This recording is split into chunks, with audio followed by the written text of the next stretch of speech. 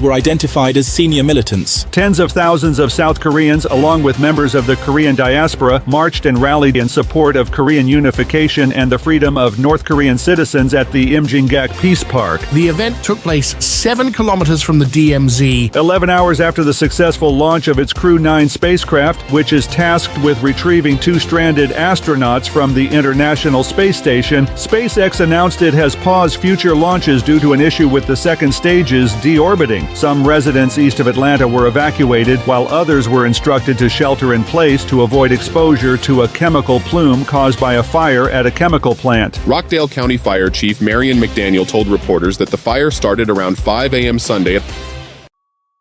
The opinions expressed on this program are those of the host or guest and should not be interpreted as statement of fact.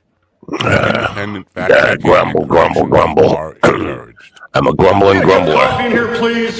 Yeah. Grumble, coffee. What's this now? More hate.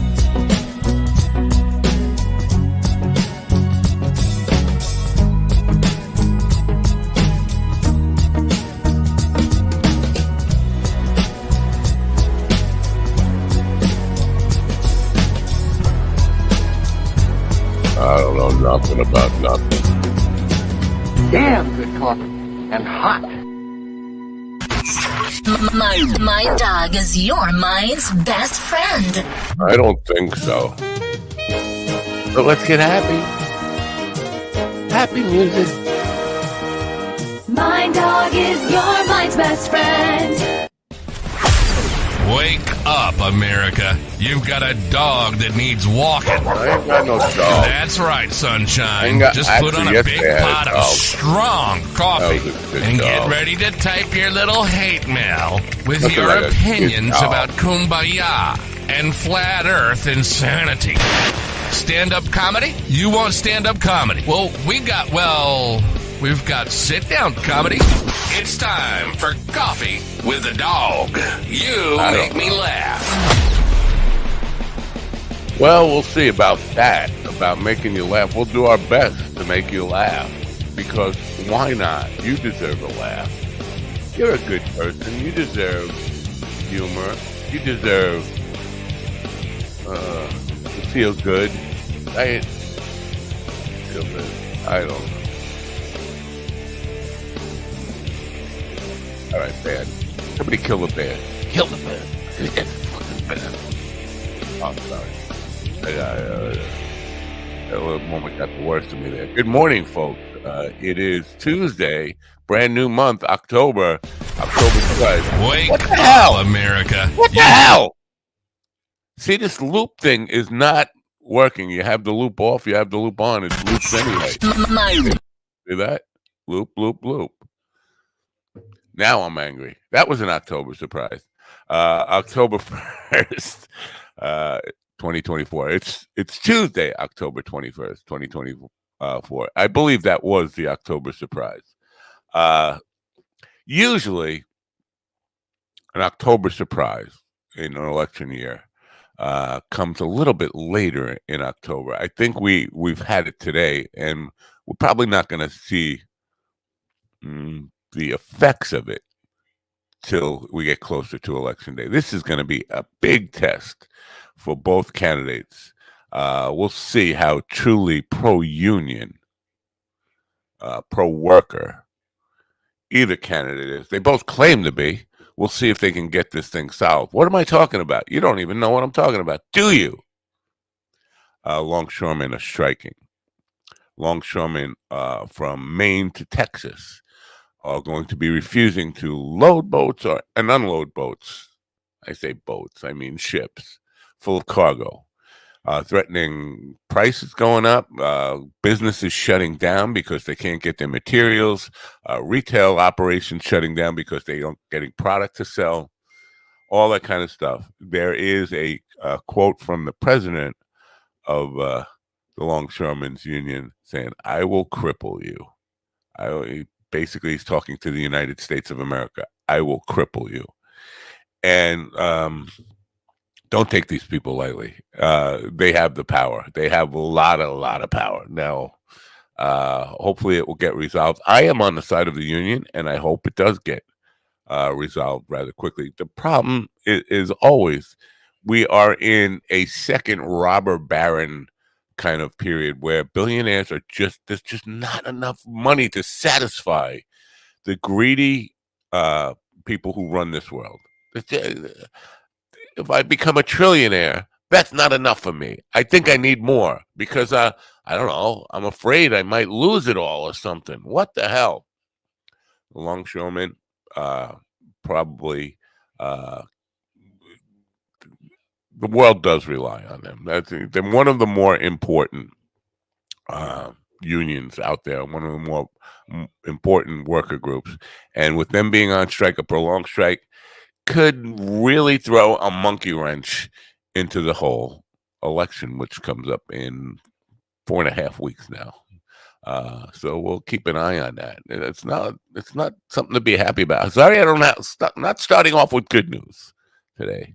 I am concerned about that. Maybe I'll play the clip from the union president later on. We do have singer-songwriter, Australian-Canadian singer-songwriter, Bob Ross, the Happy Pain, not the Happy Painter guy. He's dead. Jeez, you people. In the second hour, where one of these guys is going to be pulling out or something. I don't know. I read text. They're always like they're always weird with their text. They're like high school girls. Oh, I got a new nail polish. Yeah, I got new pink panties. Oh, baby. Jesus, shut up. I'm sorry. Am I in a bad mood on Tuesday? Tuesday is my good day, right? If I have a good day. We'll be performing later on this afternoon for the vets. So maybe that'll cheer me up. But in the meantime, here's the thing. I talked yesterday about I don't want to bring up his name anymore. A certain guy on YouTube who is getting canceled. And somebody listening to the conversation says that GD was sounding like a little bit like a Nazi.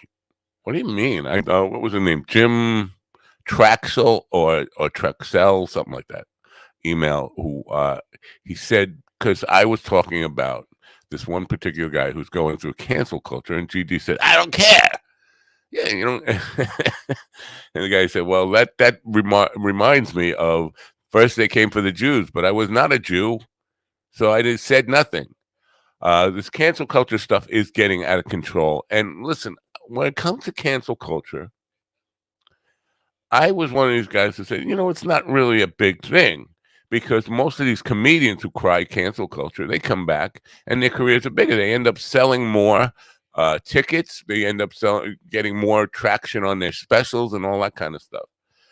But there is an angry mob and an angry mob mentality to the world right now, where if we don't like somebody or we disagree with them, our instinct is to form a lynch mob and shut them down and get them off of public airwaves, get them off of social media, just shut them down. And that it seems to be getting worse and worse on YouTube, which is the reason I brought up that whole thing with the guy on YouTube. One of the comments this morning on that thread, which is a clip. It's not part of this show. Just a clip I put out there. The guy said, what kind of show is this? I could start my own channel. He's an old guy based on his profile picture. Old guy like me. And I was like, well, I have not answered him. But my thought process is like, well, this is not a show. It's just a video clip on YouTube, Grandpa. I mean, you're making me have sympathy pains for your grandpa-ness in this whole thing and your unhipness. But yes, you could start your own channel and your own show. If you want to do something like this, realize you're going to have to dedicate a lot of time and energy into getting guests and getting people to talk to, finding things to say for 2.5 hours every friggin' day. It's not as easy as it looks. That's all I'm saying. Yeah, anybody can do this, and I encourage you, if you have something to say, do this by all means. Go ahead. It's free, except for except for all the expensive stuff you have to pay for to make this happen. But yeah, so if you want to get on it, but here's the other part of this that I really want to get to is, if you do this, I guarantee you are going to get hate. People are going to come at you and want to cancel you. The minute you say anything they disagree with, they're going to say, well, how do I shut this person down? And how do I get some people together with me? How do I form a lynch mob, get people to follow me, and get people dedicated to the cause of shutting this asshole down because I don't like what he said? And it's a real thing. But no, GD's not a Nazi. If you're looking for black Nazis, I think you are looking for Mark Robinson, North Carolina. But no, I get it. They don't know the guy I was talking about, and they don't care about him. And I get it. I wouldn't care about him too. And I don't care about him. I care about the overall thing that it is creating, or playing into this mob mentality of, let's get this guy. And somebody wrote to me this morning and said, have you ever been scammed? And would you just want people to walk away? I said, yeah, I have been scammed. I did answer this person. I said, I could read what I said to him, but you know what, that's probably too much. But what I said to him essentially was, I have been scammed. My response to being scammed was to confront the scammer one-on-one directly. Sometimes I would write a bad Yelp review or something like that. But what I didn't do was call up everybody I know and said, let's form a lynch mob and get this guy and destroy him. And, I can't fight my battles. I can't do it without getting everybody to pile on. So I need to recruit a mob of crazy, angry people who have not been ripped off. And the thing with this cancel culture stuff, most of the people who pile on have not been affected at all. They are pretty much the same as GD, Ron, and Steven. Never heard of the fucking guy before. I'm just going to pile on because it seems like a fun thing to do. And I promise you, after they've destroyed him, they will find another target and rinse and repeat. Because this is a fun hobby now. People are into, let's get him. Dog pile on the rabbit. Dog pile on the rabbit. That's what you don't get that reference because you're not old enough. Go get older and come back. It's a Bugs Bunny reference. I'm sorry. Yeah, I'm in a grumpy mood. It's Tuesday. It's my day, right? Tuesday is my day. I'm going to play for the old folks at the vet's place today. Anyway, it's going to be a while before Robert Ross comes in, and we're going to talk about happy bushes and things like that. In the meanwhile, I will play a commercial, and then we'll ask GD, what's all the Nazi stuff about, man? You're a Nazi, man. That's what we'll say. Anyway, you know what? I'm out of weed. With humble East Coast beginnings in 2015, Daily High Club is the premier destination for glass water pipes, vaporizers, and consumption accessories. If you're looking to elevate your smoking game to the next level, you're in the right place. With over 1 million top-quality smoking products sold, and with a growing base of over 10,000 monthly subscribers worldwide, we deliver the ultimate smoking experience. But Daily High Club is not just a retailer, we're lovers of the smoking scene ourselves, working with giants like Tommy Chong, Snoop Dogg, Chanel West Coast, and more. I wouldn't call him ready to join the Daily High Club? Let our experts curate your collection with our awesome El Primo monthly subscription box, or grab one of our fun and unique pieces from our smoke shop. Yeah, click the link in the description below this video to get this party started now. Now! Ladies and gentlemen, in the room with me now, what the hell is that looking thing? Oh, that was scary.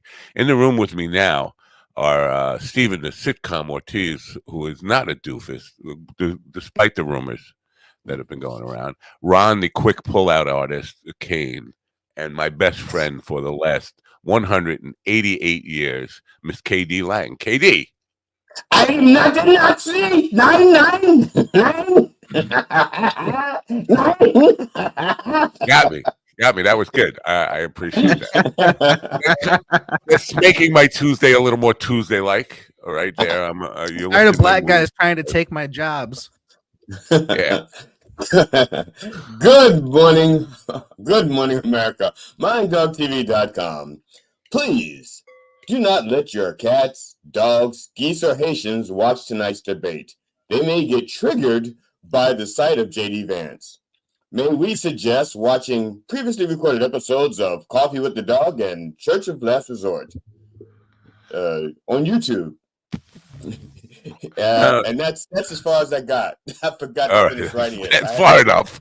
I had to piss. I had to go pee. And when I came back from peeing, I saw the Nazi thing that you were saying. And then I said, I think I know what I'll do. And then I didn't write anything else. And that's Mind Dog TV. Support your local mercenaries. Let's just get right to it. Are you a black Nazi? I did not see that coming.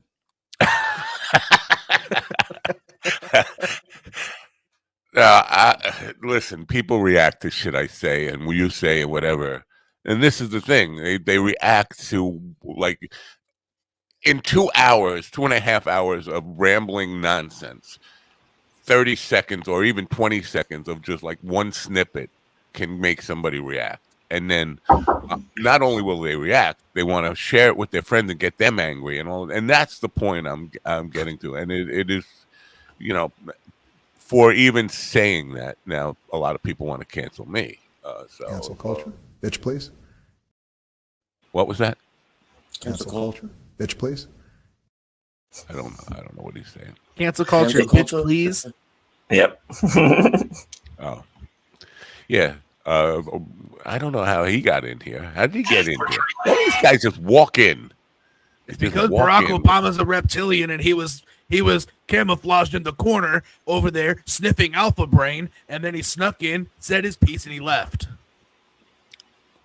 All right, thank you, Alex. Was that Alex? Because that's not your best Alex. If that was Alex, it wasn't. You've Sorry, done I just Alex woke much up. better than that. Well, listen, I just woke up. I just found out that after all the shit I've said on this show, everyone calls GD a Nazi. I'm offended. All this work I put in, and he gets called that. I even shaved my head. I have luscious hair. Point. And you've had the swastika kind of rubbed out or whatever. Well, I had it moved to my chest to go with the giant eagle piece. Okay, but you know what? That's fine. Call GD the Nazi. I'll go be N-word Jim. That's what I'll be. Apparently, you know what? The three words that got this Jim Traxel or Traxel or whatever his name is, he got him fired up. Was GD said, "I don't care." Oh, I don't care. Say it like that? Huh? Did I say it like that? Honestly, I don't know. Did I say it? I don't know what I said. I don't remember. You said, I don't care, but you didn't say it like, I want the guy to be canceled. Like, I don't care. It's like, it's not in my world. I'm not paying attention to that. It's, right. I don't even know about this guy. That's exactly right. Yeah, no, I get it. I got what you were saying, and in the moment, but I get where he gets that from. It does remind me, the Jews are being persecuted. I don't care. I'm not a Jew. Whatever. But cancel culture is coming for all of us eventually. It's like cancer. Everybody's gonna get it. Just for the record, if that guy and other music instructors are thrown into gas chambers or air fryers, I will care. All right. I think they want to do that. If they could do that, I really do think some people would do that. Then I will care because I think cancel culture is because why is Dana White still walking around between licking his lips because he has more power than the people who are trying to cancel him. But still, who has really been canceled? Well, in this case, it's people who are not that YouTubers are definitely vulnerable to this getting canceled. People shutting down their channel, blocking people from it, starting lawsuits, and this is definitely a thing. I know you think, well, yeah, and I said in the opening, I had that attitude too. Like, who's got canceled? Louis C.K. didn't get canceled; he got bigger. Chappelle didn't get canceled; he got bigger. but Shane they're big Gillis enough got to bigger. begin with. And Joe Rogan won't get canceled; he gets bigger. But these little guys on YouTube are not that big, and they do get their channels taken down, or they get so much hate that they dig a bunker for themselves and say, I can't take it anymore. Or sometimes, and this has happened, guys have put a gun in their mouth because of the hate. The massive amount of, I'm one little guy, and if there's 2 million people coming at me every day with constant barrages of you're a thief, you're a fraud, eventually it's going to break to people. And this is happening. To deny that it's happening, you're just not paying attention. It does happen. I just hope these people aren't live streaming that, because you will not get monetized if you kill yourself on camera. No. Well, you could get maybe I don't know. Maybe if they got a sponsor, if they got an individual sponsor, sure. Sponsored by Smith and Wesson. Right, exactly. Yeah. Right, So then they could get the money, but I just always feel it's like these guys that like you can't say anything. You can say anything you want. I mean, fucking man up. You can say whatever you want. You can go on stage and say whatever you want. I could go on stage and call GE the N-word if I wanted, but would that fly? Probably not. Well, if you called me the N-word like that guy did the other day, it definitely wouldn't fly, because a lot of people are into Ron, that. it depends on where you are when you said it. If you said it like in parts of York, you'd be like a fucking hero. If you said it, let's say in downtown Baltimore, maybe not so much. Yeah. That totally reminds me of on Family Guy when Peter's like really depressed. He goes, "I'm gonna go to the ghetto and scream the N-word," and he comes back with a crown and a sash, and he goes, "They respected me."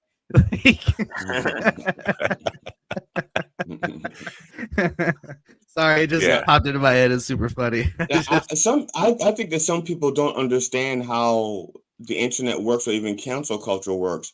And I'm only saying this because, like, my wife, because of conversations with my wife, we actually talk sometimes. Your wife canceled you? No, we were watching something on YouTube, and it had like 10,000 likes. Not 10,000 likes, 10,000 views. Right. Okay. And she goes, "Is that viral?" No. I had to laugh at her. I said, "No, honey, that's not viral." I said, that's not even the V. That's not even bacterial. It's an abrasion at best. That's not even a cell in a petri dish. That thing has, that's the hair that falls into the petri dish on accident when it's getting set up, is what that is. Yeah. So I had to laugh at her, and that got me in trouble more than anything else, because I wasn't laughing at her because I was thinking like, you poor not knowing person, but in a way I was. Right. It was both. I wasn't mocking my wife, but I was mocking my wife in a way, but not in a mean way. Just in a mean enough way that it got me sleeping on the sofa with no sex for the next 2 hours. So she did cancel you. The next 2 hours. Well, the sofa eventually said yes. All right, Vance, calm down over there. Jesus Christ. Sponsored by Lazy Boy. I was right when I called him JD Pants, I guess. You were right. Fucking the couch. Without sofa. Oh, I do not do. I have taste, okay? I do not go around fucking couches. What's wrong with you? It was a love seat. I made this joke last night. I was like, Tim Waltz looks like a type of guy that would walk up and just fart on you, and JD Vance looks like the guy that would come up behind him and like just waft it in, And there was a guy at the bar. He's like, no. Nice segue there, Ron. JD Vance looks like the type that would fuck a ham sandwich and eat it afterwards. There is a master debate tonight, right? Yes, tonight. Oh, yeah, no, it's a junior master debate. All right. Vice presidential debates are always like so fucking, I don't know, always. What about you? To think about now, the one with Kamala Harris and Mike Pence, that was pretty funny. It would be fun. And if you want to go back to Dan Quayle and what Lloyd Benson, was that his name? Yeah, Lloyd Benson. Yeah. Yeah, there are some moments in it, but I mean, it's like going to the minor leagues. You could see a home run hit, but it's still just not the Atlantic League, the Ducks. Going to a dog show and just interviewing the owners. It just makes no sense. Nobody cares. No. Right. I think the only difference is that Vance will deliver the crazy lines more as a straight man than You know Trump. what? That's it. I hope I don't hope. This sounds bad, but just for comedic sake, I hope that he sounds like just a younger, crazier Trump. You know what I'm saying? Like Steven is one Dad of those said comedians. this. Steven is one of those comedians that hopes for 9/11 or COVID because he gets good jokes out of it. Dude, listen. It's Oh, I okay. hope It's not completely far off. It's just the No, thing is, so much bad shit's happened to me that when I see the world go through it, I'm like, oh yeah, and Yeah. then I have So to make fun of did you it take because that's how I cope. what joy did you take from Hurricane Helene and and all the destruction and stuff? Did you get any jokes out of that? Well, all the old people in Florida that are complaining about not having sex have all finally been blown. Nice, good, very good. That just came off the top of his Nazi coated head, swastika coated head. Yeah, very good. Let me just tell you, when last week when Helene was coming in, I don't know if it was Thursday or Friday, there were pictures of the interstate I-40 down and people standing on their roofs. And they said this is in southwestern North Carolina. And my brother, I thought Raleigh-Durham was southwestern North Carolina. Turns out it's central southern North Carolina. Anyway, I called him and I said, "Are you all right?" He said, "Yeah, why?" I said, "Because your state, people are standing on their roofs."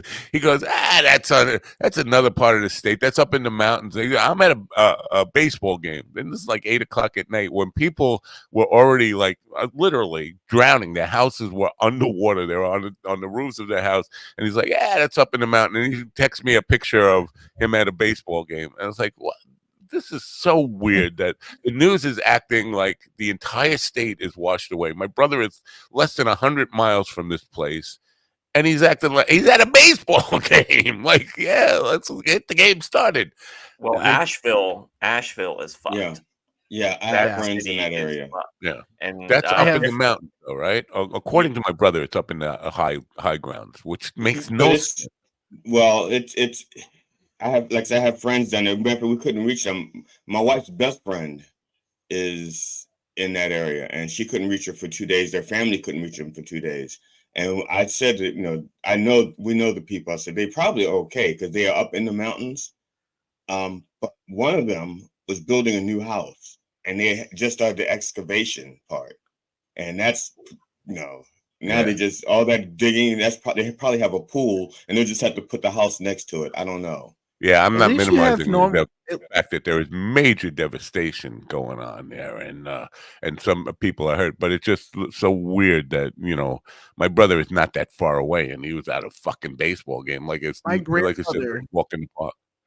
My grandmother lives on the Gulf Coast, and I tried calling her. It took a day to get a hold of her. I finally get a hold of her, and she answers. She goes, "Why have you been blowing up my phone?"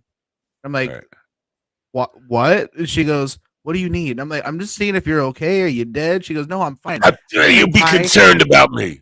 Yeah, she goes, "I met a guy and I've been busy and you keep blowing up my phone." I'm like, "That's disgusting." And I hung up on her. So I was like, "She's alive. She's fucking somebody. That's cool. I'm not bad for caring, I got yelled at for checking out my grandma. And that's where he got the joke about people being blown in Florida. That was the inspiration for that joke. Well, that's my inspiration for therapy tomorrow. Speaking of being dragged off, I can bring it back to that just for a second. Ron's favorite comedian, I don't know if you know this, Ron has confided me who his favorite comedian is. Rob Schneider is being dragged again on Twitter.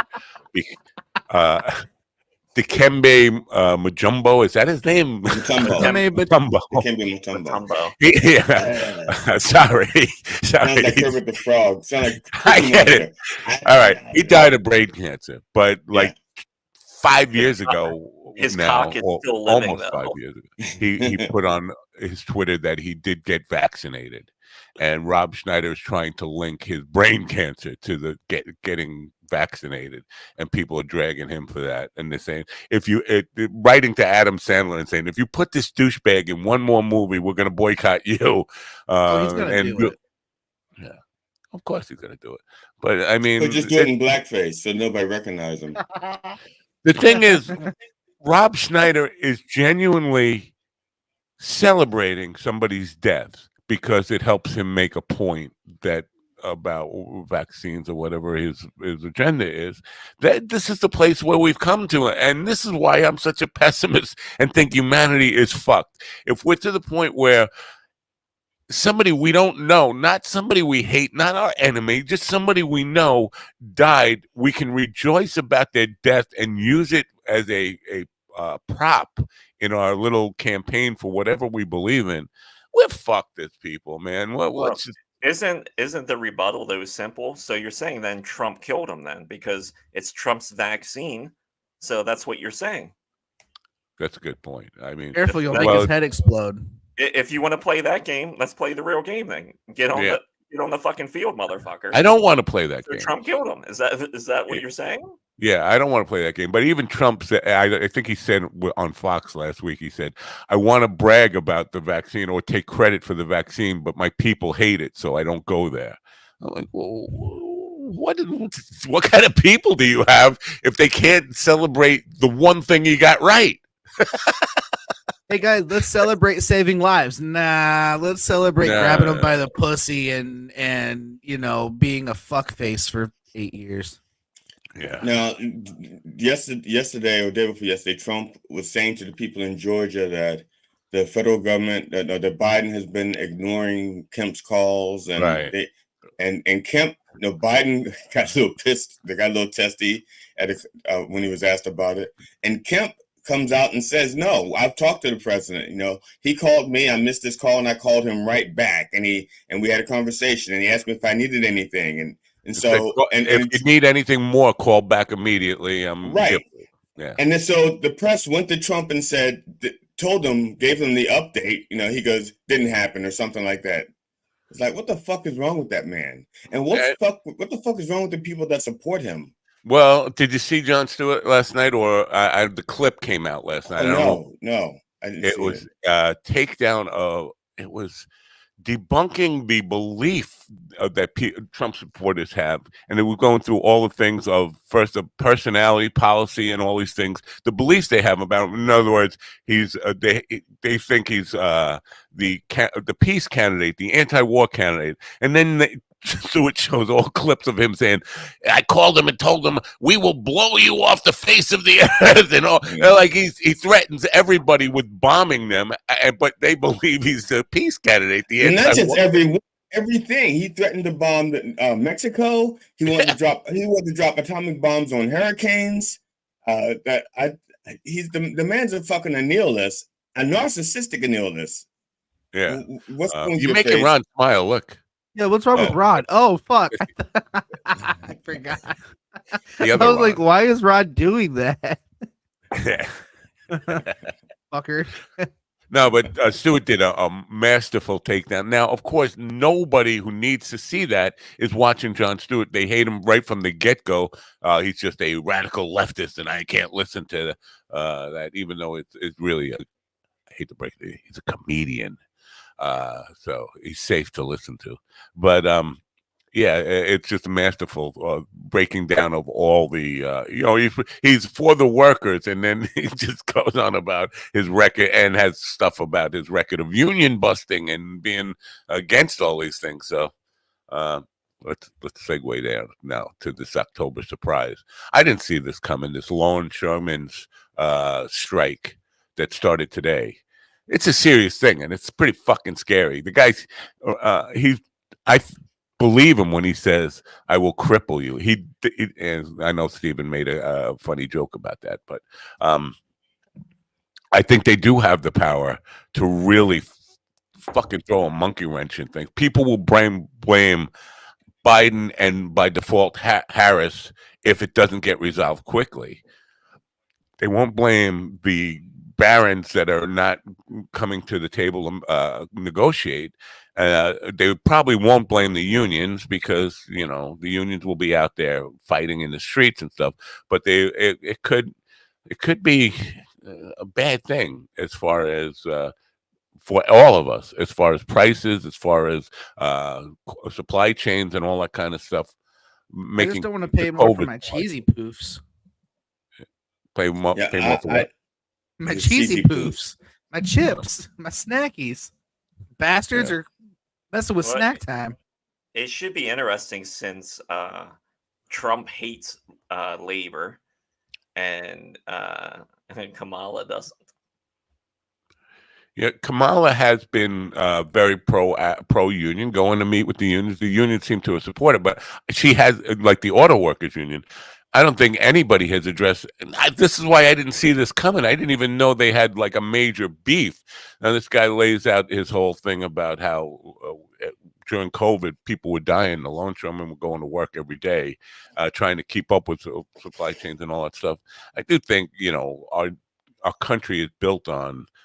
Whether we want to believe it or not, shipping is a huge part of our supply chain, and it kind of sounds like, what is this, the 1800s or the 1600s or something? We're still waiting for stuff to come in on boats, but yeah, we are. So it could really throw a fucking monkey wrench in the whole fucking thing, because don't you think? But don't you think the White House too will tell them, well, you got to fucking work no matter what, even during this? Well, you want to hear the guy's clip, because he addresses that. I'm I'd be curious to hear. Roll the video. I gotta load it up. Give me 1 second. You guys talk amongst yourself while I load this up. Okay. So Ron, other than how did last night go? When my men hit the streets, shut up, guys. From Maine to Texas, every single port a lockdown. You know what's going to happen? I'll tell you. First week, be all over the news every night, boom, boom. Second week, guys who sell cars can't sell cars because the cars ain't coming in off the ships. They get laid off. Third week, malls start closing down. They can't get the goods from China. They can't sell clothes. They can't do this. Everything in the United States comes on a ship. They go out of business. Construction workers get laid off because the materials aren't coming in. The steel's not coming in. The lumber's not coming in. They lose their job. Everybody's hating the longshoremen now, because now they realize how important our jobs are. Now I have the president screaming at me, I'm putting a Taft-Hartley on you. Go ahead. Taft-Hartley means I have to go back to work for 90 days. That's a cooling off period. Do you think when I go back for 90 days, those men are going to go to work on that pier? It's going to cost the companies money to pay their salaries. Well, they went from 30 moves an hour maybe to 8. They're going to be like this. Who's going to win here in the long run? You're better off sitting down and let's get a contract and let's move on with this world. In today's world, I'll cripple you. I will cripple you, and you have no idea what that means. Nobody does. Actually, we do know what that means, because we lived through it with I take his threat seriously, but it's not like we have recent history. I mean, even though it wasn't a strike, we had the materials not coming in. Right. Okay. So, he's right. He's got a lot of power, but he's a little bit full of himself as well. I agree that they should be paid what they're worth. Okay. I support. I don't like unions, but I think they're a necessary evil, because otherwise people would get fucked in the ass by corporations, or the people who run the corporations. But he's being overly. Question, and it comes from a place of ignorance. I've made a 180-degree turn on unions. I used to be totally anti-union. Now I am. I'm not fully like 100%. Every union is a good union, but I think they play a very important role. Sorry to cut you off, Stephen. Go ahead. No, you're fine. My question is, so let's say all the dock workers stop working, right? Nothing gets unloaded, and it becomes like an issue, like a really bad issue. Could the government send in like National Guard to go do it? No. Well, that's what he was talking about, the Taft-Hartley thing, where they force them to go back, but then they lollygag it. They take their sweet time. I know and that, what are you saying? but I mean, let's say everyone's like, no, fuck it, I'm still not going to work. We'll go to jail, and nothing gets done, and it becomes an issue. Could they send somebody else in to do the job? You're talking about scabs? No. You're talking about scabs. Yeah. Well, I was just curious. Not the scabs. You're assuming that everybody can like just go. It's not like a stock the shelves job. No, I know it would. I know it The would take National Guard specialized could people do. with training, They but could do a little bit, move a little bit, but not on the scale that. Right. okay, They'd be that's what able I just was to do wondering. enough logistics, like we need to move this from here to here, Yeah. but not to do Well, their complex. because I know there's people in the military that work with similar machinery that they could bring in and could probably figure it out. But I see what you're saying in the form of volume, it would be no comparison. Yeah, they wouldn't be able to get up What kind and of running. foul-mouthed crap is this? Unions are around to be the voice of people who are afraid of getting fired for speaking up. That too. I mean, they're to protect the rights of the workers to actually have a grievance. Yeah, that's true. That's definitely true. I got thrown into the middle of the local wireless stores in South Bend when I was involved, trying to get the wireless union involved because third-party cell phone workers don't have union support, or they have union support, but they don't have union access. They're not allowed to unionize. And Well, you should have plugged them in then. I mean, honestly. well, I got thrown into the middle of that, and they had people. Can we protest outside your store? I'm like, no. I mean, not on the crap is this? Go on the sidewalk, but it was horrible, man. It got really I just need a messy. sound effect for every time I bring in Bill's comments that says, "What kind of foul-mouthed crap is this?" I just play that every time I pull up one of his comments. I don't believe they do it honestly, though. Yeah, you know what? That is, unions have a very mafia-like reputation, and they well deserved. They have been pretty violent, and you know what? But that sometimes. I don't know if we can revert this conversation everywhere in every fucking direction. Sometimes, you know, when you're not getting your way, things will happen and things will get ugly and violent and whatever. Where I say revert this conversation, because Trump did call for a crystal knocked sort of 1 day. What we need is 1 day of pure violence. Yeah.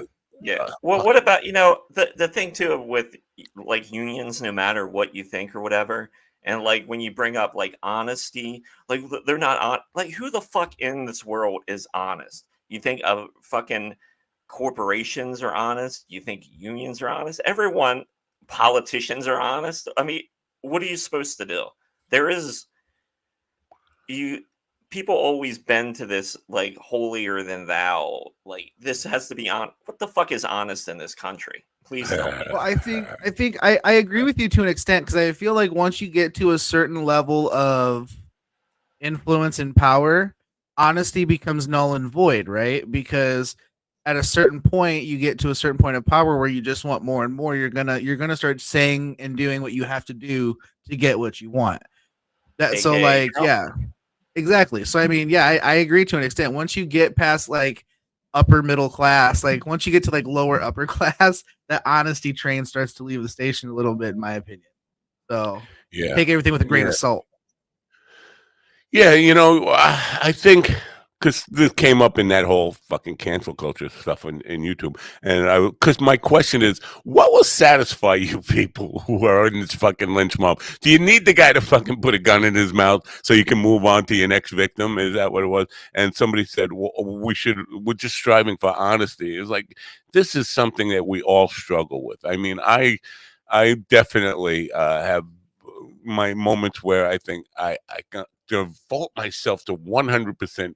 Yes, what was that Jim Carrey movie where he was incapable of lying? Yes, man. The liar. Love that movie. Oh, but both are good. You can strive for that, but in some cases you're gonna fall back to, it's gonna get me shot if I fucking tell the truth here. I'm gonna does this dress make me look fat? That's impossible to maintain your pledge of honesty. Nope. I could bring my wife on anytime that dress makes you look like a fat whore, honey.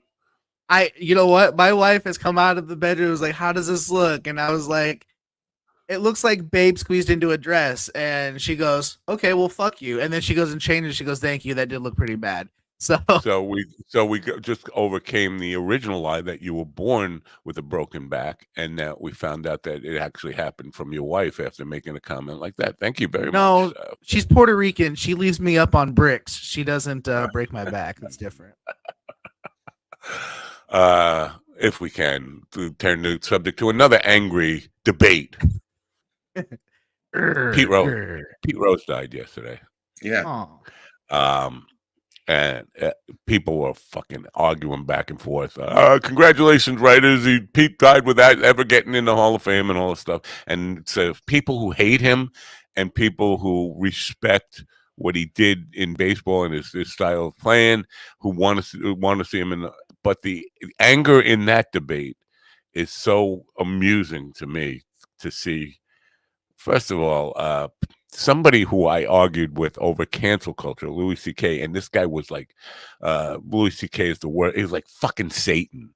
Don't ever fucking, cut him any slack. This guy was arguing for cutting Pete Rose some slack for what he did. I was like, and this was a comedian. I was like, you don't even take that kind of forgiveness in your own vocation, your own profession. But if it's in sports, yeah, it's okay.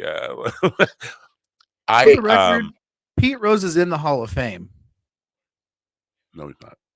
He's in the WWE Hall of Fame. Thank you very much. Well, that's not one that matters. Even a real sport. Not even a real sport. It's sports entertainment. You take that back. It's basically homoerotic theater is what WWE is. Well, if anyone would know, it's the Mind Otter. Back to you, Matt. All right.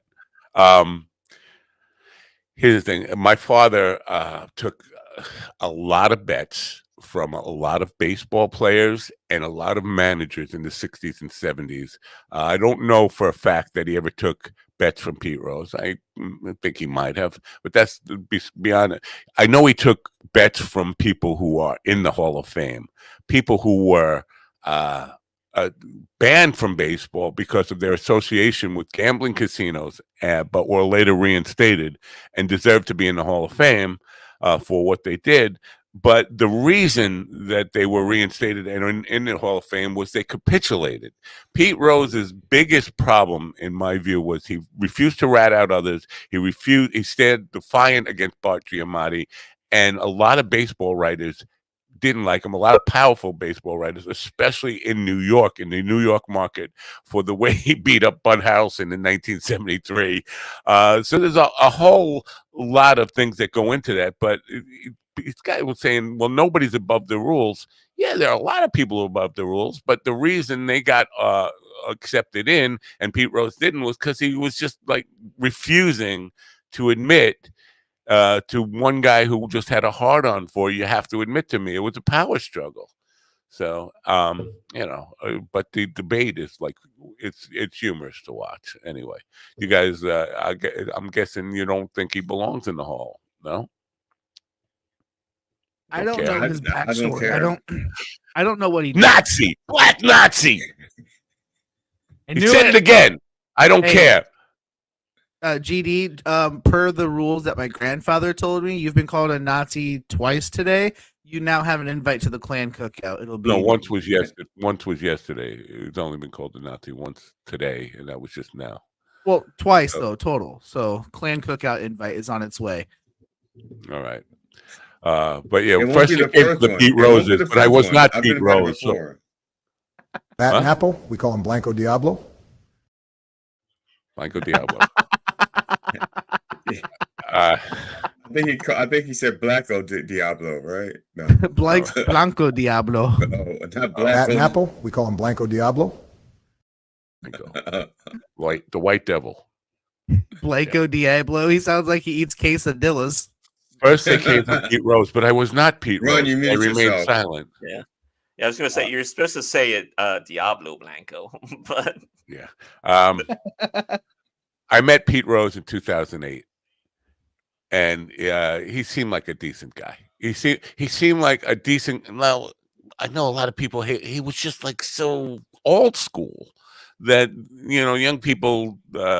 younger people don't get those old-time grandpa, my generation and before my generation's attitude towards just, every day you get in your truck and you go to work, you're like, bring home your paycheck and you don't complain.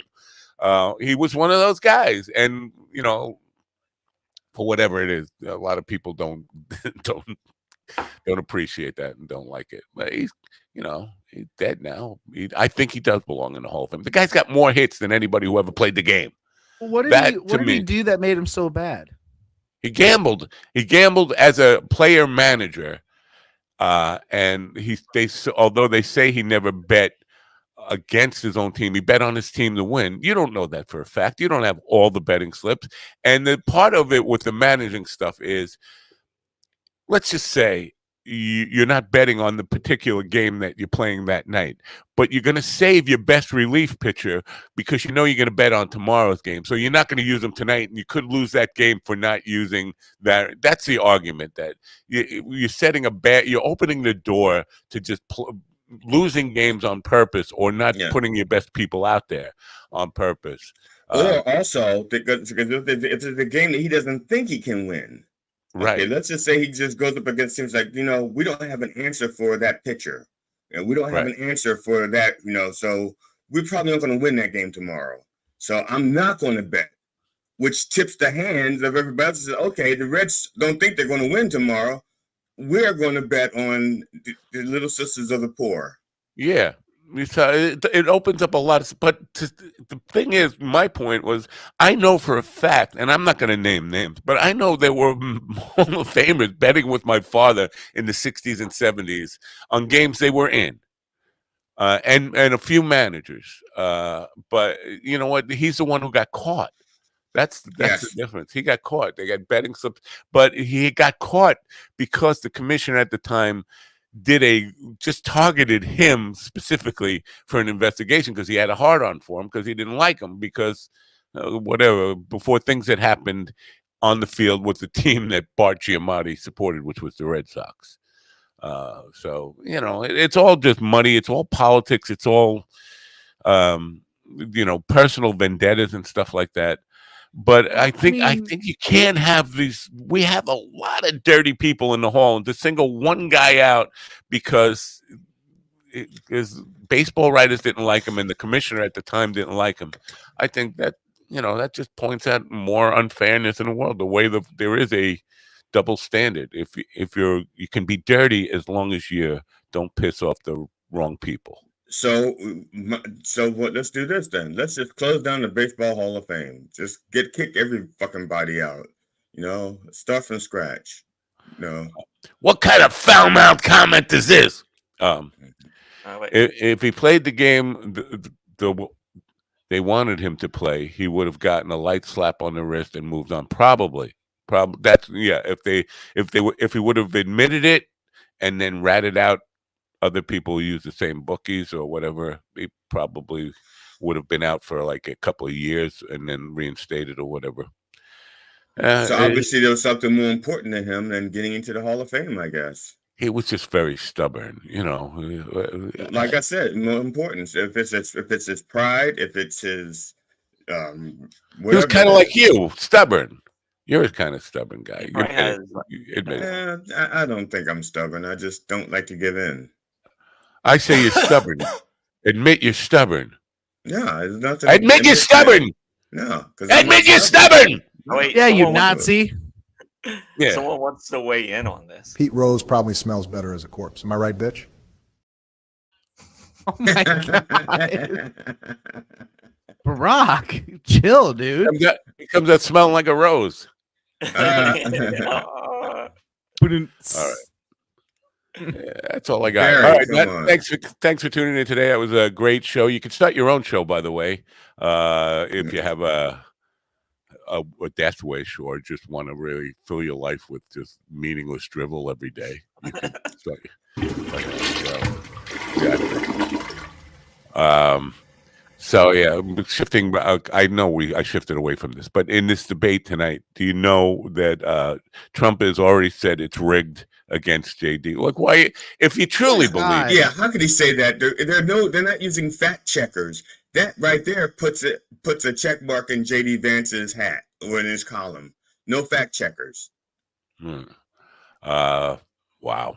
So here's the thing. Every morning I say fact checking is encouraged, but anytime somebody does fact check me, first of all, half of me appreciates the fact that they've corrected me and now I know the truth. But the other half is like, I got it last night on a Chris Christopherson reel I put up there. And in the reel, it said he was a Vietnam veteran. No, AI helps with writing the script. I'll also say that. But turns out he never served in Vietnam. He served in Germany. And when he volunteered to serve in Vietnam, they turned him down. You already did your service and you're out. And so a guy corrected me on that. Don't worry, this is full of lies. I'm like, it's not full of lies. It's got one mistake in it. But now, thank you for correcting me on that. Yeah, thank you for correcting me. Now I have to redo the whole fucking reel. Thank you. But thank you for now I know the truth, but also fuck you. Now I have extra work to do, and I'm going to have to pull that one. Before you release the reel, you could have just fact checked it yourself.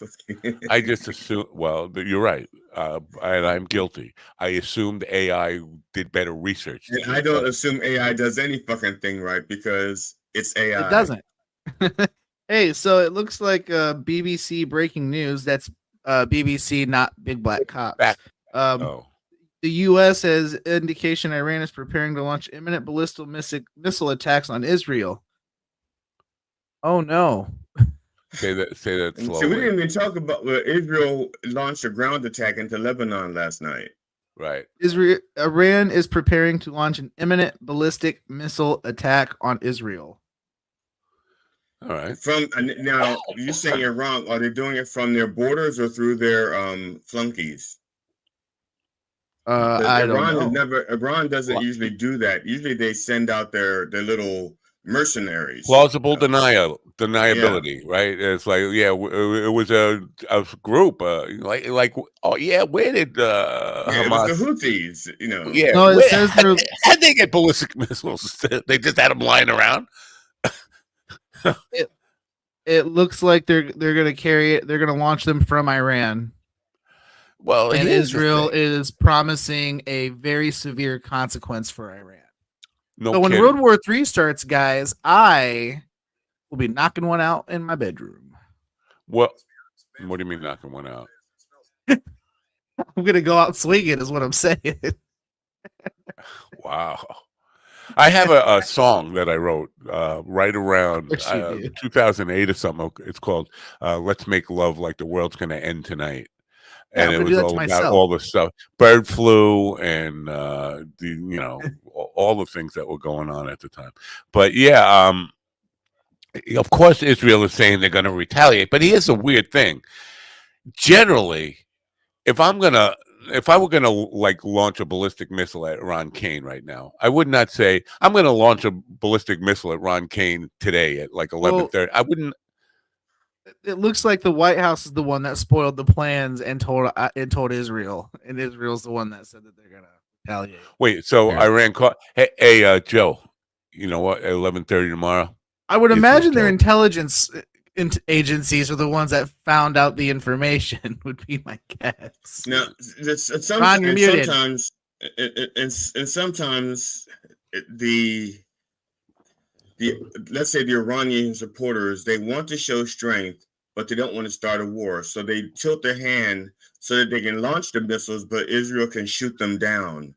So it's like, see, don't fuck with us, and it looks like they're coming from a place of strength, and then Israel can, so they can say we launched missiles, and then Israel can say, and we shot them down, and then the fish can say, look at all this fucking pollution that's falling in our, and we're gonna price. Just a word of warning for the listeners: if you're around 2 p.m. today, you just don't want to be anywhere near Westminster, Maryland. That's all I'm saying. Try to avoid that area. Oh. You know what? If you follow my, let's be honest. Vance reminds me of the picks his ass and smells it. Hey, Steven, you like BBC? Tell me how JD Nuts tastes. Gang, gang. Seems like Barack has a lot to say this morning. Words of wisdom, pearls of wisdom from the former president. Yeah. Listen, Barack, I don't go over to GD's house because he has weapons of mass destruction, and I'm not down for that. I thought you liked that. That's what I heard. The rumor I heard. The rumor is wrong. Did you say weapons of ass destruction? Yes, he did. You're sitting on a whole stockpile. That's right? why I said I thought he liked that, because I had heard that next to Diddy, Stephen was the #1 consumer of lube in. It's funny you say that. The CEO of Johnson & Johnson called me super concerned about losing Diddy's monthly supply of baby oil deliveries. And so I had to kick mine up a little bit. So we're saving companies one order at a time. Willie Johnson. How about getting your order shipped if the dock people, the boat people don't load the boats? Well, first of all, I'm not going to say the boat people better get my oil, because that sounds racist. So, well, I don't know. If the lotion gets stopped, there's going to be a lot of really ashy black people in this country, and we are not going to be happy. Porn's going to be real dry and sticky for a while too. Yeah, lotion better get through. I think we have enough porn stockpiled to last us. I don't know, man. I don't know. Once you end up on like page 53 of Pornhub, let me realize you need some. I want to play the news, but I have to ask: do you need more porn? You can't. You need, or you. I mean, honest to God, like on my children, I really don't watch a lot of porn. But even if you did, let's just say you were a hardcore porn addict. Relative. Could you not get by with just one porn tape for the rest of your life and just? I mean, the stuff that I do use is stuff that I've made with a loved one, so it's that's all I need. I'm not saying you personally. I'm saying imagine yes, you were a one video is all I need. One video. Addict. One video.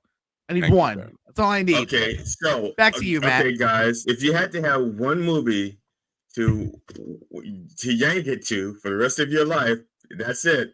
It's not that you have to watch it and yank to it every time, but it's the only movie you have. Goodwill What's Hunting. That movie?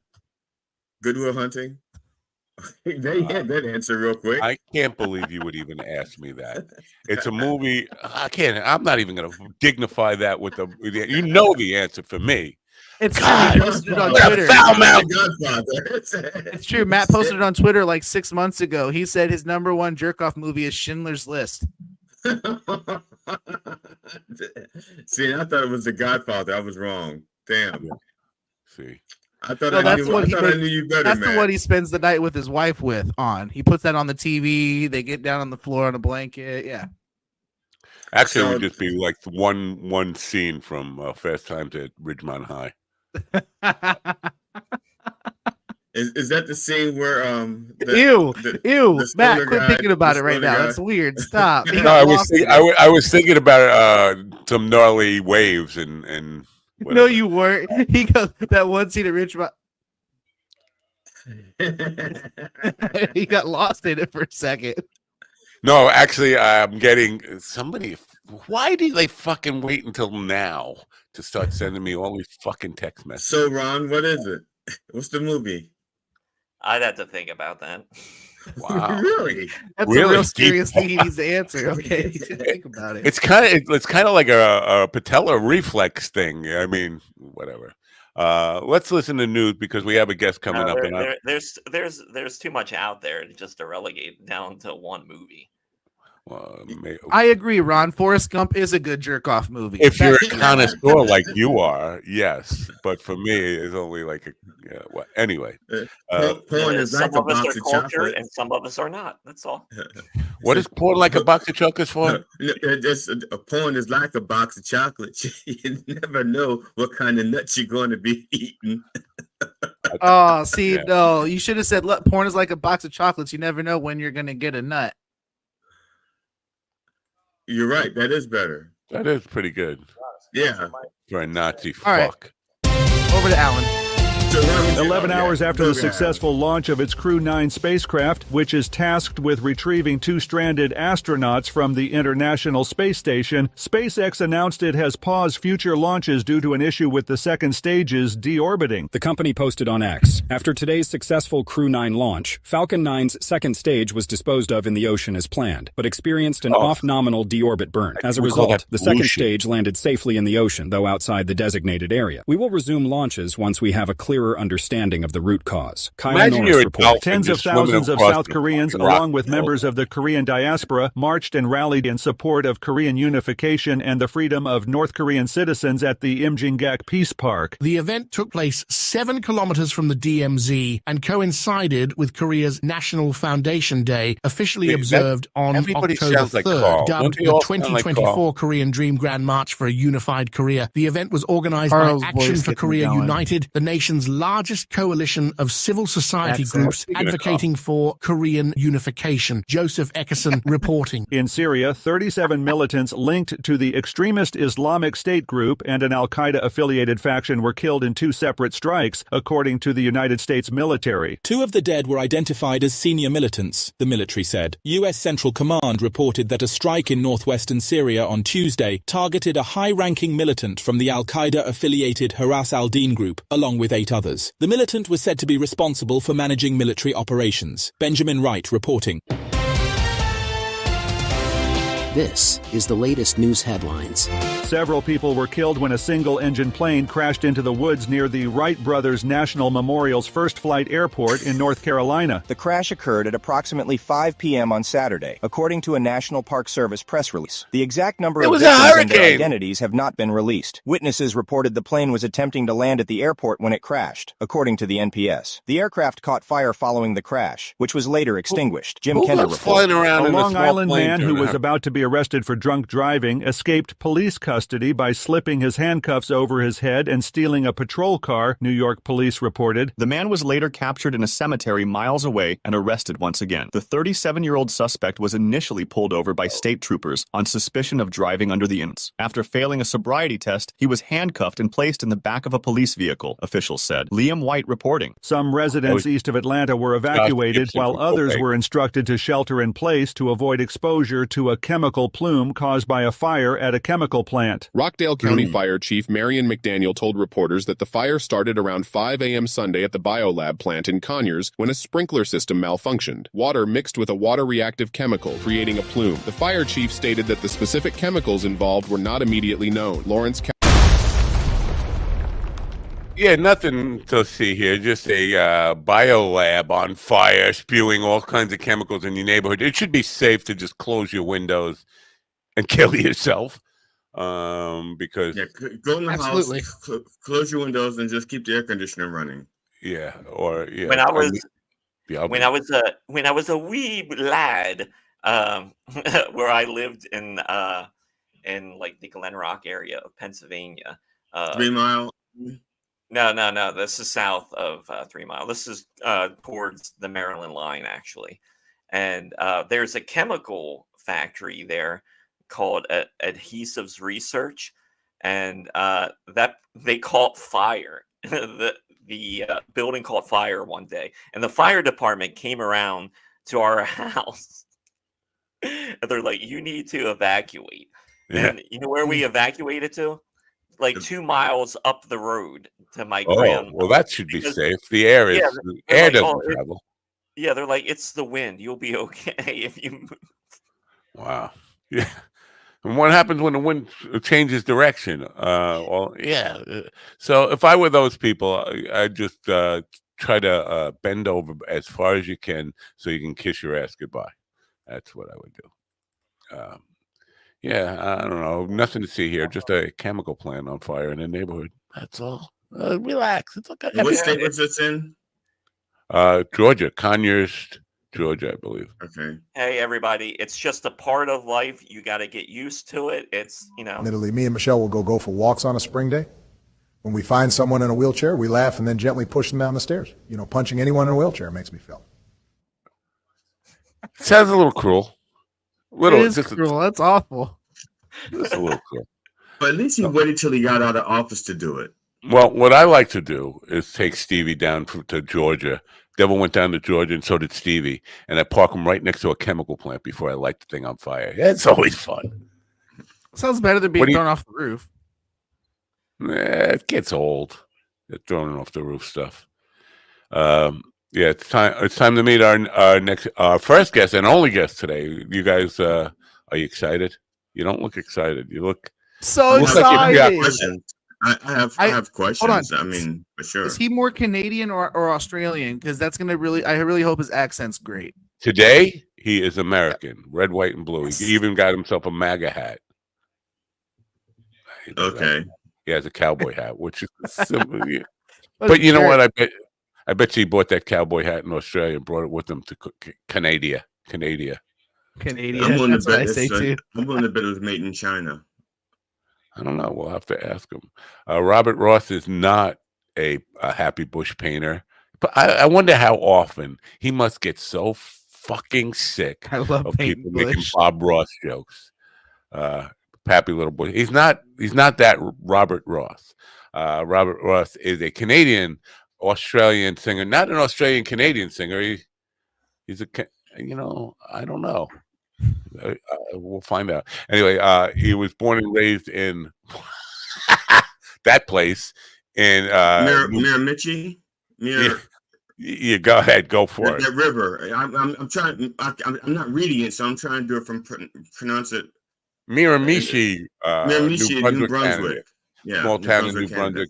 A breeding ground for folk and country songs written from the heart, soul about life. I have listened to his music. It is very, it's far more traditional country than what passes for country on American radio right now. And it's very good. I like it. And he's a proud baritone. I think baritone. He's definitely not one of these guys who's looking to be like what these vocal coaches want you to do, just be able to scream like soprano notes all over the place. So he's an interesting guy, and he's here now. Let's welcome him into Coffee with Doug. Good morning, Robert. Good morning. How you guys doing? We're doing all right. Do you get let me just ask you right off the bat, are you sick and tired of, and do you get like a ton of Bob Ross jokes, and would you want to take your gun out and shoot them? Well, yeah, I've gotten a lot of that over the last years, where everyone says, Bob Ross. Oh, yeah, I know that. Put a little happy little tree over here. Do you purposely not go? Is that the reason you go with Robert rather than Bob, or you just were always Robert anyway? The only one who's ever called me Bob was my mom. God rest her soul, and I reserved that solely for her. So I'm that's interesting. Robert or Rob. Because my mother was the only one that, she was one of the very few people who called me Matthew. People call me Matt, and Matt. So yours is the other way. Your mother called you the informal Bob, where your name is Robert. My name is Matthew. Everybody calls me Matt. My mother was the only one. So it's kind of backwards from your situation. My mother was the only one to call me son. Oh, my mom was the only one that called me Stevie. So well, I thought. Well, you're lucky you even had parents. Yeah, right. So clear this up for us now. Canadian Australian or Australian Canadian? No, Canadian Australian. You were born and raised in Canada. Where does the Australian part of it come from? I moved to Australia in 2009. My ex, she was dual citizen, Canadian Australian. So we moved there in 2009, and I got my citizenship in 2014. So are you there now in Australia? Home is Australia now. Yeah, I'm currently in Nashville. Been in Nashville since October last year, and I'm here on a 3-year artist visa. So you guys are stuck with me for a little while yet. Now, I have a question about country music. I'm not a country music aficionado, so almost anything I say to you or ask you is going to come from a place of ignorance. So, just with that in mind, is there a difference, or does Canada have like its own version of American country music? And same with Australia. Do they have that? Do they have what's quintessential country music for them? And is the difference like y'all just have more A chords, or so that's my.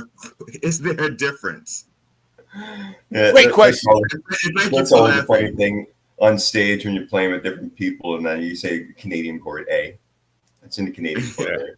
But no, the country music. There's a big American influence in both countries, Australia and Canada, and but there's also the Canadiana country. Like one of my heroes from when I was a kid was called Stompin' Tom Connors, and he wrote songs solely about Canada, different small towns or whatever. And then in Australia, there's other artists like that too that strictly write about Australiana stuff. Like Slim Dusty was one of the biggest names in Australian country music.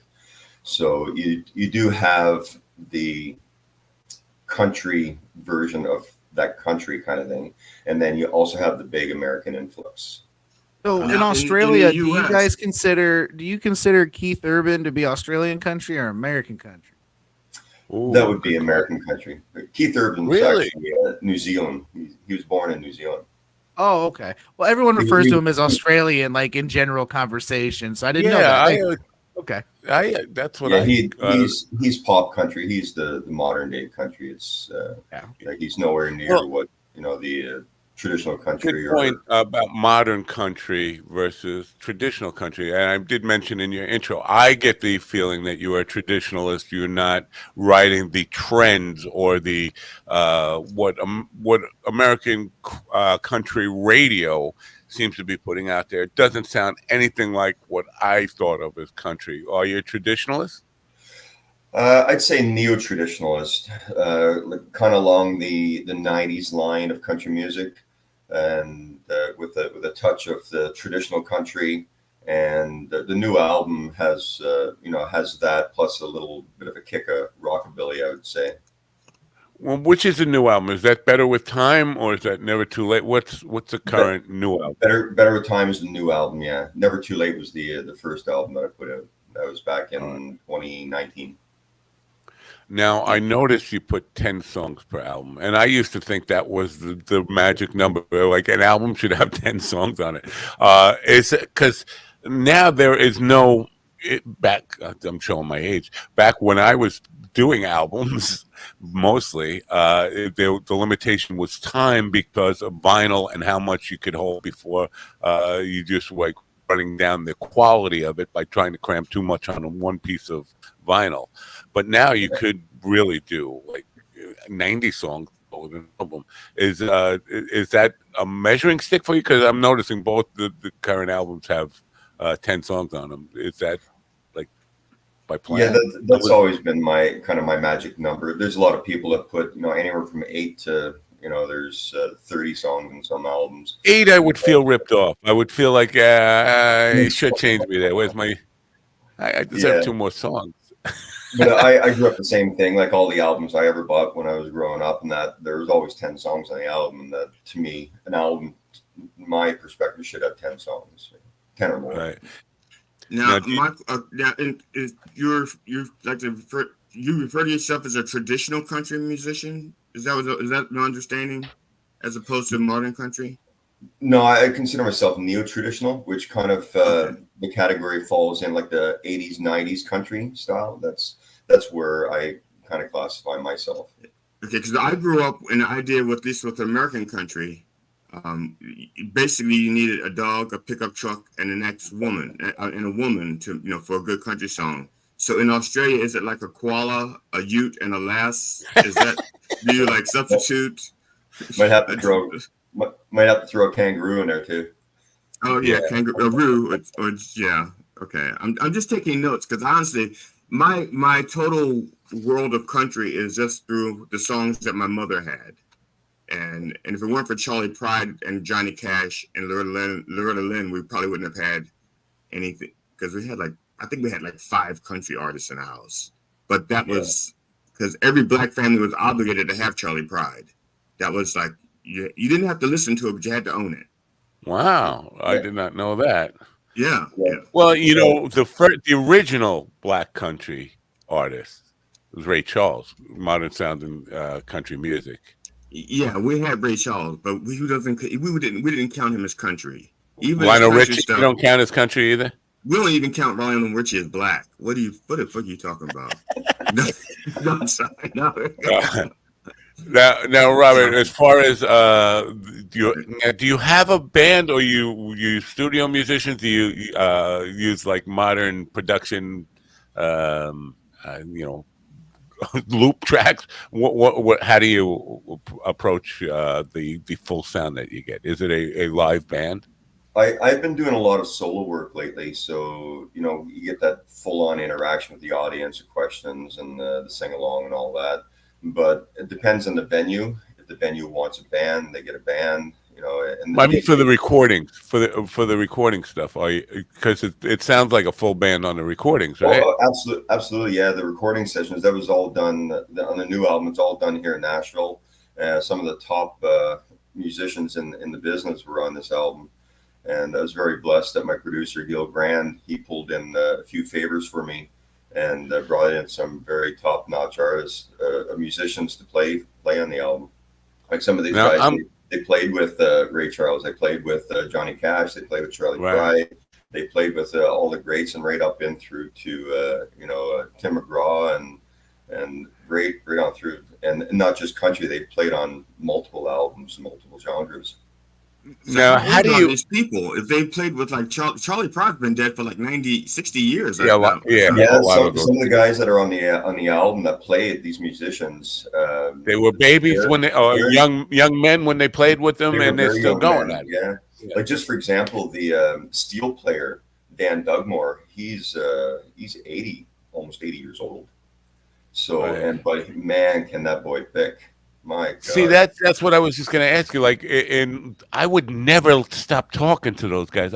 If I had one of those guys who have been through it all and lived through the 20th century, and now I would, constantly be picking their brain. I think I would. Nothing would get recorded. Nothing would get recorded because Matt would have so many fucking questions. Right. Do you get a chance to have these deep conversations with these guys, or does that interest you at all? Oh, absolutely. We went into studio and we tracked all 10 songs in one day.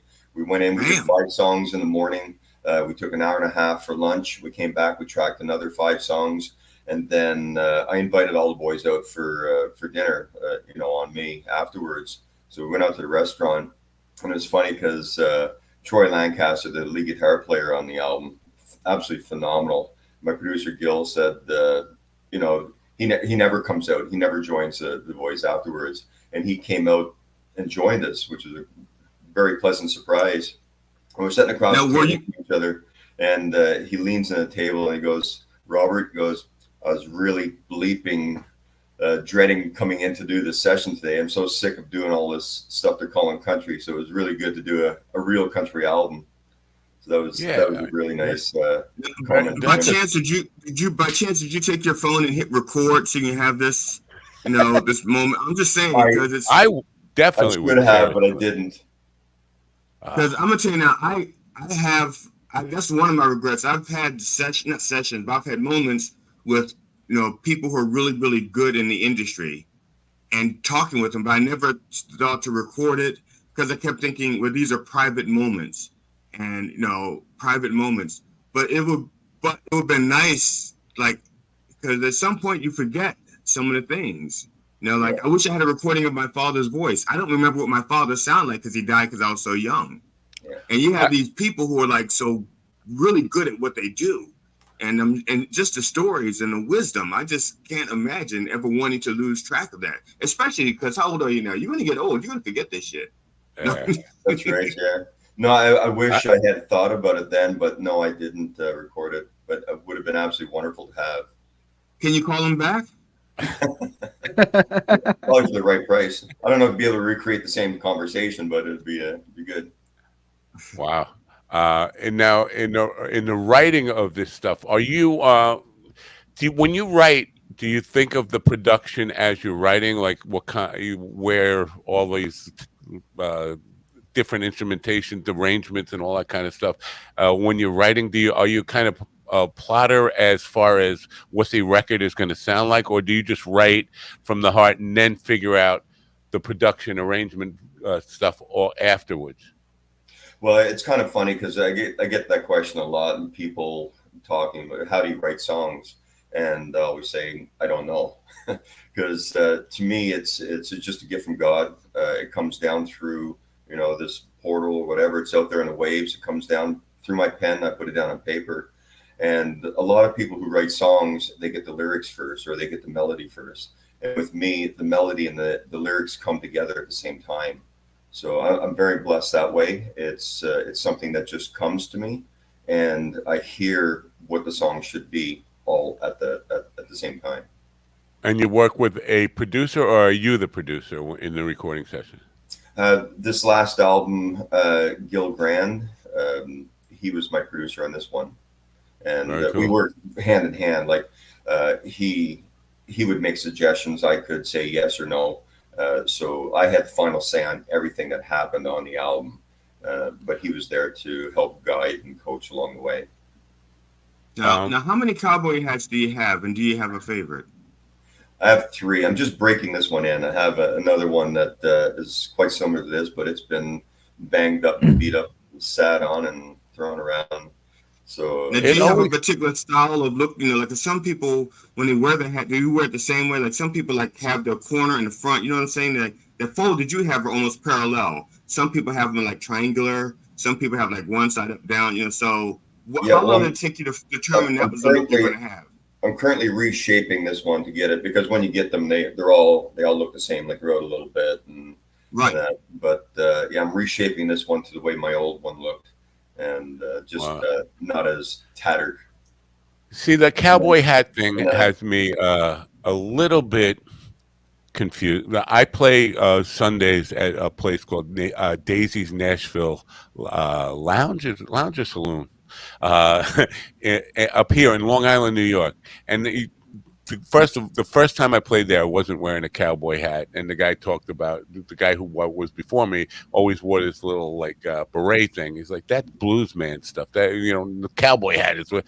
So I started wearing the cowboy hat, and I noticed the place is filled with cowboy hats. This is Long Island, New York. There is not a cattle ranch within at least 1,000 miles. Like, what? Why are you wearing a cowboy hat? Why does country music need a cowboy hat? Why do you feel the obligation to do that? You're from New York. There's no cattle ranches around here. Why are you wearing a cowboy hat? I feel the same way a little bit about Nashville too. Nashville is not known as a cow town.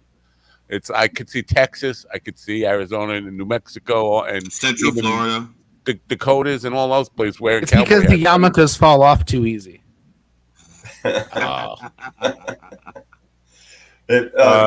With cowboy hats, you say Nashville, but there's not many people that wear cowboys hats here anymore. Yeah. There's very few. It's that the whole road country thing, and they're all wearing the baseball caps, and a lot of them that don't have caps anymore. I think we lost Ron for the day. He's off. What was he doing? Do we have any idea? Something about getting his anus bleached. I'm going for a job interview. Don't the anal bleaching is Shane, come back.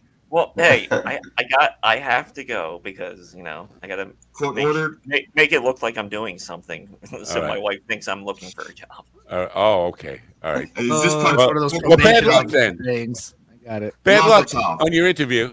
You know what? Go in and scream the N-word. They won't hire you. No, what I would do, I'll just say, as soon as you sit down and they say, if they start to the interview, pull your cock out, and or tell them about your extensive lingerie collection. Either one. Right. Yeah, why not? Use me as a reference. That'll fuck it up. Yeah. You put us out as references. You'll never get hired. I promise you that. There you go. All right. All right. See ya. Well, bad luck. All right. Bye. Ron Kane, hopefully we'll be back tomorrow unless he's working at some new potato chip factory. So Robert, we took a poll earlier, and everyone wanted to know where your hat was made. Is it China? Is it Taiwan? If it's an authentic cowboy hat, it's made right here in the USA. Cool. Yeah. Cool. I do my very best. I do my very best not to use any Chinese products whatsoever. It says Outback, so I'm guessing mine was actually made in Australia. Well, the restaurant. Or the restaurant, yeah. It came with the... he took it off the wall at Outback Steakhouse on the way out. So Robert, do you consider yourself an Aussie or a Canadian at this point? I tell people that I'm Australian made in Canada. Cool. The reason why I asked is because, like, my wife and I just recently went to an Outback Steakhouse. They got me a little kangaroo that came with the drink. Have you ever eaten at one, and what do you think of it compared to what you get at home? I've actually never been in an Outback Steakhouse whatsoever. You have to go to one and come back after, so you can answer this question. Go to one, come back next week, and tell me what you think. From what I understand, it's not very authentic. You mean, so it's like the Olive Gardens of Australian food, right? Yeah, Olive Garden. It's like, right, yeah. I imagine people from Italy don't come here and go to Olive Garden. You know, they are not a sponsor, but I wish they would be. I actually am a super big fan of Outback restaurants. I really, those blooming onions are fucking amazing, man. I love those. Now, do they actually have those in like Australia? Is that like a real Australian thing, blooming onions, or is that just something somebody made up? I've never seen one. Not surprising. Everyone's worlds are crashing around us as we speak. That's kind of like Foster's. I don't know anybody who drinks Foster's in Australia. Foster's is Australian for beer. Okay, this is we're about to step into a whole different dimension. Stephen, get a printout of the Outback menu and put it up on the screen. I want Robert to go through and let us know if it's authentic Aussie cuisine or not. I'm 90% sure. We have to plan for another day for that because that's a long menu. Yeah, and I would imagine that at least 90% of that menu is just American bullshit. I would assure you. My wife loves that place. When they opened one up like a few miles from us, my wife was like, when they before the ground broke, they put a sign up that says Outback is coming, and my wife goes, "I'm coming just thinking about it." I mean, the whole idea of an Outback coming down the street from us just made my. And as soon as it opened, the first chance we got, we went in, and like we weren't even hungry. We had already eaten. My wife goes, "They're open. Let's go to Outback." I said, "Honey, we just ate." She goes, "Yeah, we can take it home. We can." She loves Outback, you know. Right. I live under the philosophy that you don't have to be hungry to eat. I can eat. There's always a good time to eat. That's true, but until Outback gets Vegemite and Stingray. One at a time. I'm going to tell my wife this thing is Santa Claus. Like the Outback. I'm taking the show back from you two guys because you're just derailing it and making it all about Outback and food. No, this is about Robert Ross. This is all about Robert Ross and what he thinks about Outback. We want to talk about country music and Robert and his career. And this is part of where I want to take this here. Are you on an independent? Do you publish your music independently? Are you affiliated with any kind of label or any of that kind of stuff? I'm considered an independent artist. I work through MTS Management, and they have a label service also. I kind of, because I had been getting a lot of musicians lately, and I was questioning where they were all coming from. And then I saw Pamela Hopkins coming on. I was like, she's MTS. This kind of makes sense now where all these musicians are coming from. Yeah. Michael is putting out the word for people to come back to the program. Yeah, Michael's been a true champion. He's done a lot of great work for me and for the other artists that he takes care of. Now, that's what I want to ask. Now, I didn't want to put Michael on the spot here, but when you're with somebody like that, because you still have to get out there and do all this grunt work yourself by promoting stuff and letting people know about it. In that kind of situation, is there real, when you say helpful in this stuff, he might point you to a place, but you still have to do the work. Is there any real support behind you as far as that? And I don't want to make this about him, but in the industry right now for independence, support from those kind of stuff that will help you get airplay, will help you get promotion and all that kind of stuff, that you don't have to do everything yourself. Yeah, that's where Michael and his company comes into play. You know, they set up all the like this here. He set this interview up for me. He sets up all magazine and print interviews for me. And like I've had interviews from all over the world now, and that was all through Michael and MTS Management. So there's a lot of work. Like there's so many aspects to the industry that it's overwhelming to try and do everything on your own. So you need to have your core group behind you, and Michael has fit in splendidly. Like I say, he's a true champion and has done wonders for me. I know Michael has been very good at getting people lots and lots of attention on streaming platforms around the world and this kind of stuff. The question that comes to mind is about terrestrial radio, because here in Long Island, New York, we have one country station, and it seems to me they're pretty much the same as any pop station. Like if I listen for 24 hours, I'm going to hear the same artist over and over again. And very rarely will they break a new artist without a major Nashville record label behind them saying, you have to play this. If you're going to play all these other artists that you want to play, you have to play my new artist. Is there any kind of like support system to help you break through to terrestrial radio, and doesn't that even matter anymore? Because I don't know anybody who listens to the terrestrial country radio station here on Long Island other than me. I ask people about it all the time. It's on in Daisies where I play, but nobody knows about it. But is it important to be on terrestrial radio, and is there an avenue in there that is not controlled by corporate America? The answer to that is yes and no. It's important if you want to be on the major charts like Billboard or what do they call it now, meta charts. So if you want to be on those, you have to be on, there's 100 stations throughout the country that are reporter stations.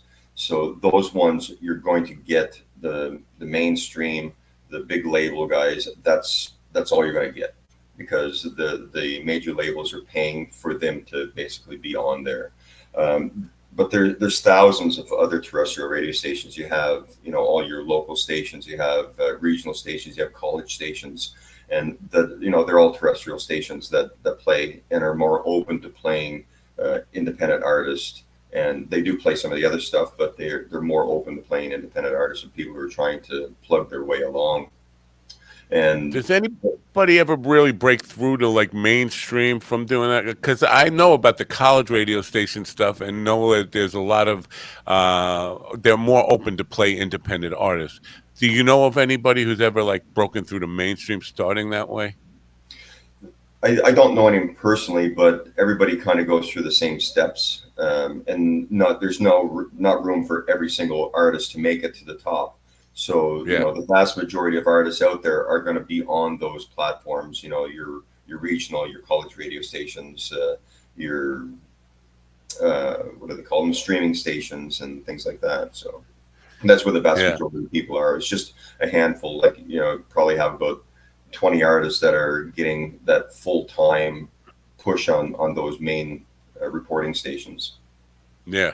I know it can be a frustrating experience just trying to break through to get heard, even just to get people to know you exist in a world that is very competitive. And the thing with the streaming stuff, it's always like, how do you get noticed? How do people find you on streaming stuff? Did you get hooked on it? And this has happened to me. Like there have been a couple of artists. Nathaniel, I can't remember Nathaniel and the Night Sweats. Nathaniel, I can't remember his last name now. But I found this one particular artist on Spotify and became hooked. So you can find artists and get really interested in following them. But finding them in the first place can be a really difficult thing because there are so many people and you don't know where to look. How do you, is that a place where people find you, or do people find you through doing interviews and stuff like this where you point them to the Spotify stuff? And you know what I'm saying, like where chicken before the egg or kind of thing, and getting a following. How does it work? It's one of those ones, what came first kind of thing. People find me by going strictly to Spotify. They find me by links through my social media and then through interviews and things like this here. It's just, and you take what you get along the way. It's every little bit of promotion, every bit of advertisement is good advertisement. And is that draining though? From your creative energy to doing the music, you spend a lot of time on promoting yourself on social media or wherever and doing all this stuff. Is that like a energy drain, a creative drain take away from you? It is absolutely a drain. It's time consuming. It's so draining. It's like having a full-time job. And that's the thing about being an independent artist. All these little things, like that, for example, the social media, that's like a full-time job. The promotion, it's a full-time job. So you're trying to have like 10 different jobs all compressed into one. And that's why a lot of young artists that are coming up have such a hard time, because back in the day, it was a lot easier where, you know, you could pitch yourself directly to a company and then they would do all that for you. But now you have to make it before a record label will even look at you. You know, you need to have 1 million streams, you need to have a few 100,000 followers, and, you know, the list goes on and on and on. And before they'll even look at it, because they don't want to do any work, they just want the glory, they want the raking the big bucks off you once you've made it. Right. Now, you mentioned doing the solo shows. I do a lot of solo shows myself, and my goal is always to mix in as much of my original music whenever I can. But a lot of, you know, let's face it, the business is what it is. They are hiring me as a cover artist to do other people's music, and I'd like to slip in original stuff. Is that a challenge for you as well? Like, you're taking the solo gigs as a country artist, and you got to do a lot of whatever, Toby Keith, whatever is out there, Alan Jackson, and then kind of try to slip in your own original stuff, or do you perform as an original artist and not do any of the cover stuff? I'm pretty lucky. I've put my foot down early on in stage, and if they don't want me to do originals, then they don't want me.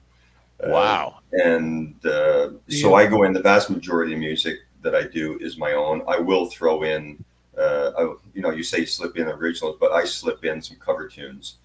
Good for you. I'm gonna use a phrase that somebody threw at me like 10 years ago. You're living the dream. I mean, that is badass. I know a lot of musicians who would love to be able to just get up on stage and do their own music. My best friend's a musician, and that's the one thing that broke him down, is he fucking hated doing cover music, and it broke him down. He's like, I'm done. I'm gonna do my own thing or just not do it at all. So I don't hate it, awesome.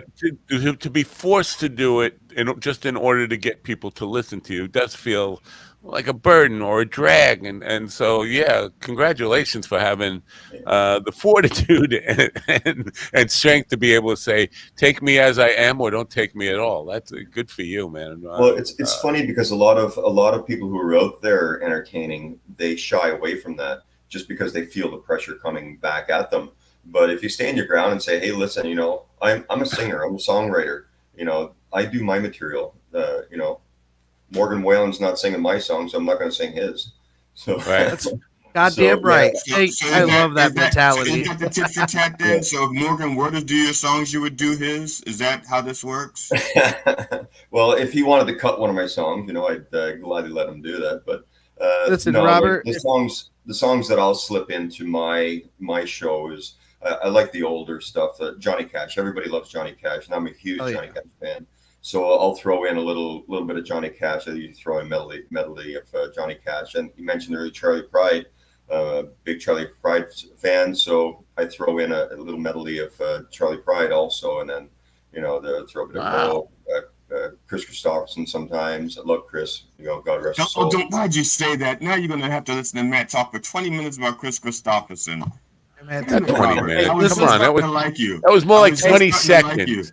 Just more. I'm a huge Chris fan, and he was very influential in my life. That's it. That's all I said. It wasn't 20 minutes.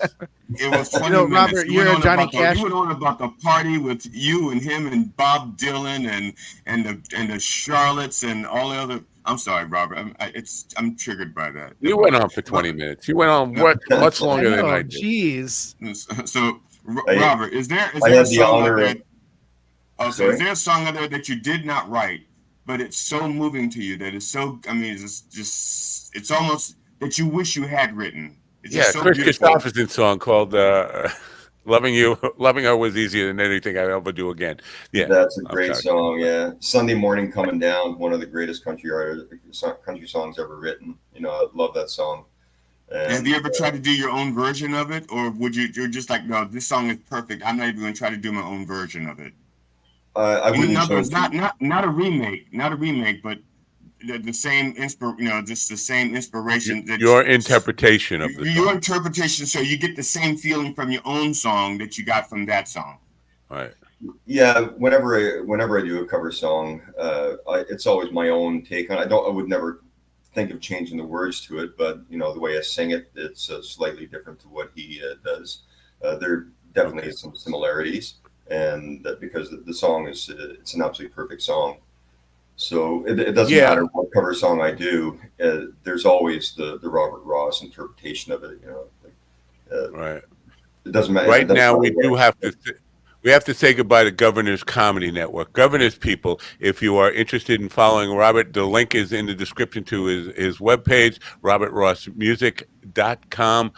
We'll see you again tomorrow. Governors, thanks for being here. Hop on a Zoom call.